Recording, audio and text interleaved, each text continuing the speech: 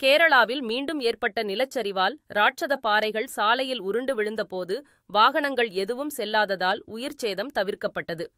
கேரள மாநிலம் வயநாட்டில் கடந்த 30ஆம் தேதி ஏற்பட்ட கடுமையான நிலச்சரிவில் முண்டக்கை, சூரல்மலை, மேப்பாடி உள்ளிட்ட கிராமங்கள் கடுமையாக பாதிக்கப்பட்டன.